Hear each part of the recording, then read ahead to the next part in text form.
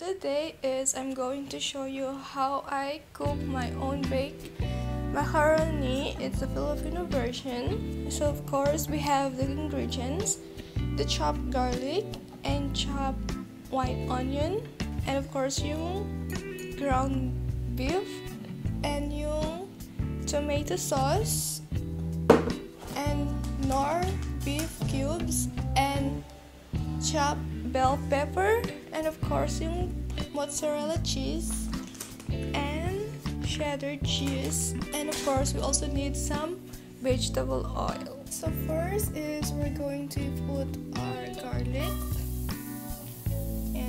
and second we're going to put our onion. So guys, next is we're going to put our meat.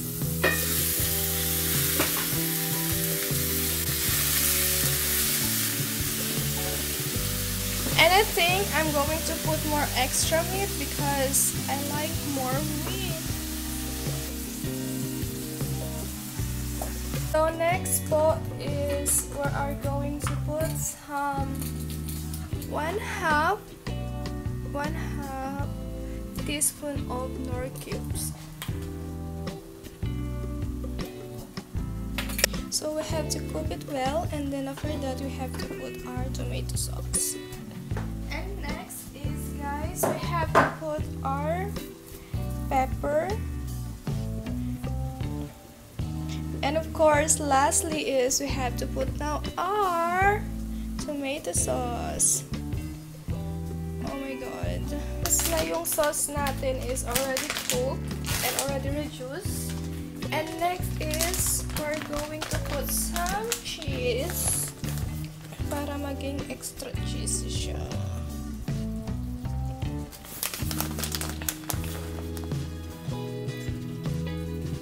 Ihalo lang yung cheese sa meat.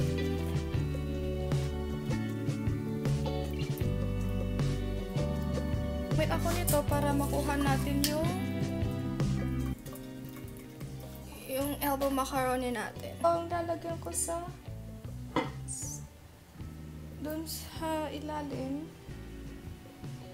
Yan. Yan. Tapos guys, yung next is yung macaroni. Ang init! Ouch! Ouch! Yan guys. Hindi talaga ako nagluluto. First time ko talaga guys. So please don't judge me. Yung last na linuto ko na ganito, yung parang yung Greek. Anong pangalan? Yung pastisyo. Yan guys. So ito na po yung ilalagay natin mamaya sa oven, pero gagawa pa rin ako ng white sauce.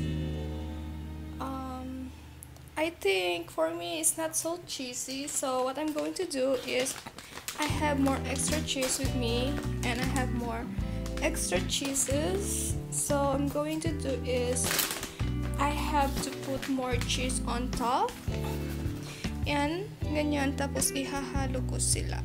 Tapos guys, ihalo.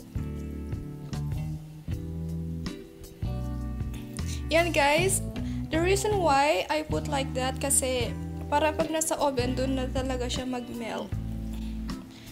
Alam mo yun, para doon na siya nag-melt ng cheese. Yan guys, wait lang. So, tikman ko. Kuha ako ng spoon.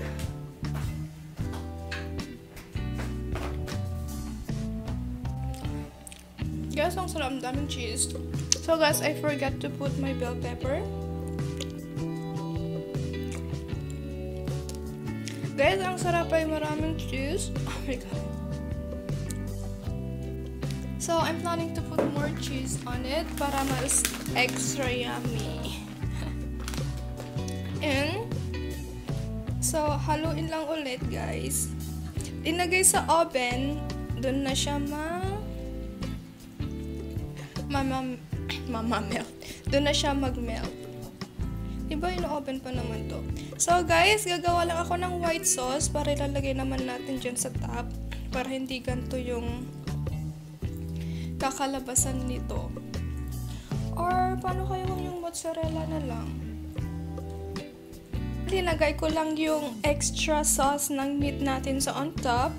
And then, yes nga, gagawa ko ng white sauce. And then, lalagay din natin sa top niya. Or naman, tansya-tansyahin na lang din kasi nasa yun na yun kung kano katik yung white sauce na gagamitin natin. Yan. Yan guys, pag ganyan, haluin lang siya ng mabuti para mag-thick na siya.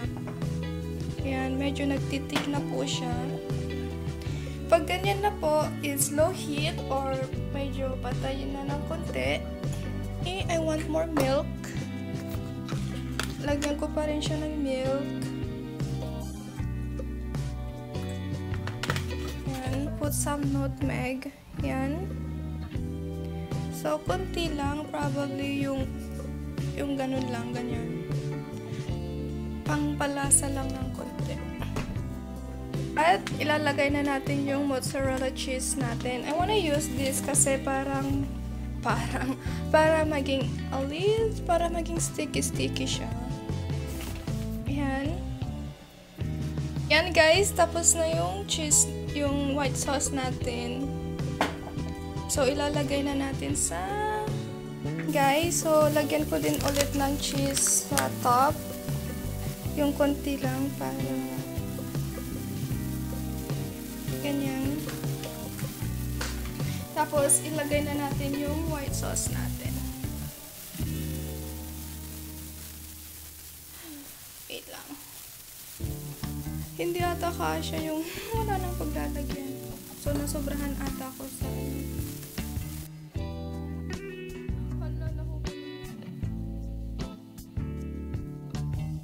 guys, lalagyan ko na siya ng white sauce natin.